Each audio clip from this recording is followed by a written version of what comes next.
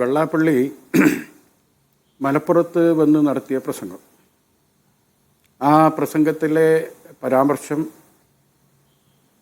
കേരളത്തിൽ വലിയ ചർച്ചയായി. തുടർന്ന് അദ്ദേഹത്തിന് സ്വീകരണം കൊടുക്കുന്നു. എൻ്റെ സുഹൃത്ത് റെജി ലോക്കോസ് ഇവിടെ പറഞ്ഞു, വെള്ളാപ്പള്ളി എന്നല്ല SNDP എന്ന പ്രസ്ഥാനത്തിൻ്റെ പ്രോഗ്രാമാണ്. അത് ശരിയല്ല. SNDP എന്ന പ്രസ്ഥാനമല്ല. SNDP എന്ന പ്രസ്ഥാനത്ത് 30 വർഷം പിന്നിട്ട വെള്ളാപ്പള്ളിക്കുള്ള സ്വീകരണമാണ്.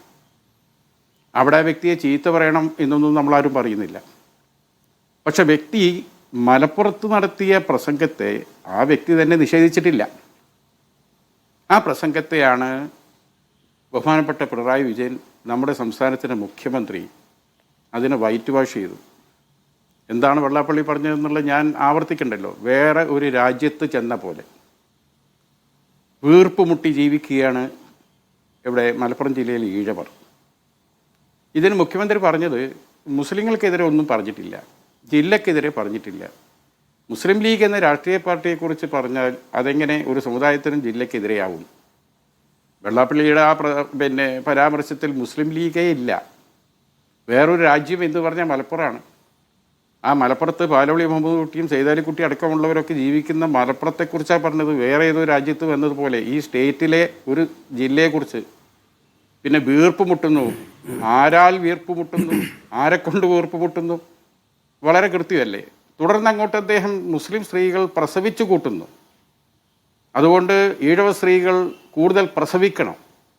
ഇങ്ങനെയൊക്കെ സംസാരിച്ച ഒരാളുടെ പ്രസംഗത്തെ ബഹുമാനപ്പെട്ട മുഖ്യമന്ത്രി, വെള്ളാപ്പള്ളി എന്ന് പറഞ്ഞതിൽ ഞങ്ങൾക്കാർക്കും പ്രയാസമില്ല.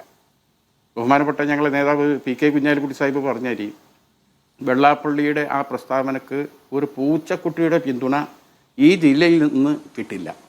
പറഞ്ഞതുപോലെ സംഭവിച്ചു.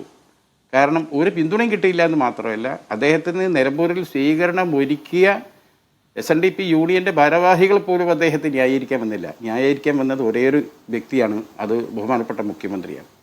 അദ്ദേഹത്തിൻ്റെ വായിൽ നിന്ന് വരുന്ന വർഗീയ പരാമർശങ്ങളെ അദ്ദേഹത്തിൻ്റെ നാവിലെ സരസ്വതി എന്ന് വിശേഷിപ്പിക്കുക കൂടി മുഖ്യമന്ത്രി ചെയ്തു. അതൊക്കെ വലിയ വേദനാജനകമായ സംഭവമാണ്. ഇനി അതൊക്കെ കഴിഞ്ഞോട്ടെ. ഇപ്പം നോക്കൂ നിങ്ങൾ ഇന്നത്തെ ചർച്ച. ഞാൻ നിങ്ങളെ PROനോട് സംസാരിക്കുകയായിരുന്നു. പിന്നെ ആരാണ് ഈ ചർച്ചയ്ക്കുള്ളത്? AKG സെൻറ്ററിൽ വിളിച്ചു, CPM ആളെ തരുന്നില്ല. അന്ന് മലപ്പുറത്ത് നടത്തിയ പരാമർശവുമായി അന്നും CPM ആളെ തന്നില്ല. വെള്ളാപ്പള്ളിയെ തള്ളിപ്പറയാനോ ന്യായീകരിക്കാനോ രണ്ടിനും അവർക്ക് കഴിയില്ല. ഇന്നിപ്പോൾ നോക്കൂ, മുസ്ലിങ്ങൾ പോട്ടെ, മുസ്ലിം ലീഗിനെ കുറിച്ച് പറഞ്ഞുകൊണ്ടാണ് വിട്ട. ഇന്ന് ഈ സർക്കാരിലെ ഒരു മന്ത്രിക്കെതിരെയാണ് പച്ചക്ക് അയാൾക്ക് ചികിത്സിക്കണം എന്നാണ് പറഞ്ഞത്. അതിൻ്റെ അർത്ഥം വട്ടാണെന്നാ മനസ്സിലാക്കണം.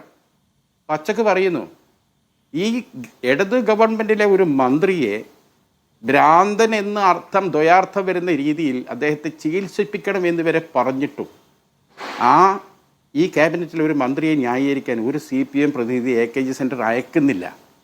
റെജി ലോക്കോസ് ഇടത് സഹയാത്രികൻ, പാവം ആസാദ് കുറേ കാലമായി ഇവരാരും വന്നില്ലെങ്കിൽ അങ്ങോട്ടും ഇങ്ങോട്ടും എല്ലാവരും അടി വാങ്ങാണ്.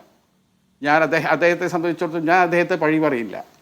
കാരണം അദ്ദേഹത്തിൻ്റെ സംസാരം, അദ്ദേഹത്തിൻ്റെ സ്റ്റേറ്റ്മെൻറ്റ് അത് വെച്ച് CPMനെ നമുക്ക് ഓഡിറ്റ് ചെയ്യാൻ കഴിയില്ല, മനസ്സിലാക്കണം. അപ്പോൾ CPM ഈ സ്റ്റേറ്റിലെ മന്ത്രിയെ ആരെങ്കിലും ചീത്ത വിളിച്ചാൽ അതിനെ ന്യായീകരിക്കാൻ പോലും വരില്ല എന്നാണ് ഇന്നത്തെ അവരുടെ ആബ്സെൻസിൽ നിന്ന് നമുക്ക് മനസ്സിലാക്കാനുള്ളത്.